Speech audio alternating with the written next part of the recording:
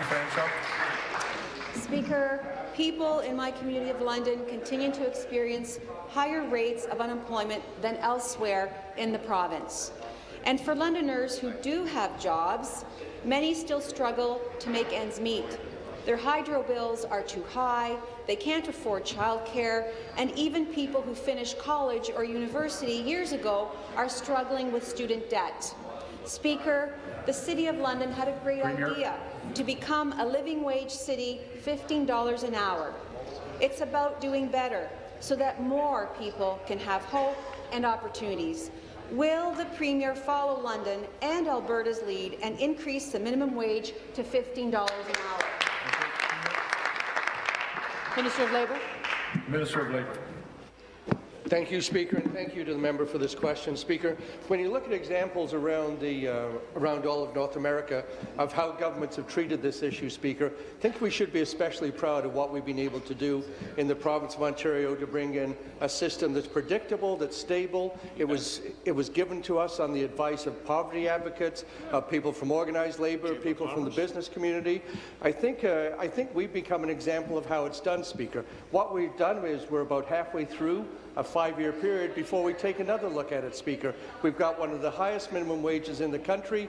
Business knows when it's coming in. They can plan for it. And those people that are working at the minimum wage level, Speaker, know that they're going to get a protectable wage increase from time to time, Speaker, every year, actually, not the NDP submission to the committee. Thank you. Supplementary. Speaker, Londoners read this week that one of our own local employers pledged to increase his employees' wages to $15, and it literally changed her life. Living on minimum wage is a reality for twice as many Ontarians now as when this government came to power. Ontarians deserve good jobs. They should be able to build a life, and a minimum wage is an important start. Will the Premier commit today to raising the minimum wage to $15 an hour? Minister. Thank you, Speaker, and thanks to the member for the supplementary. Speaker, you have to go back to a time between 1996 and 2003. Ontario didn't increase its minimum wage once. Oh, you got to be kidding. People who were working at that level simply saw no increases at that time. We know who was in power then, Speaker.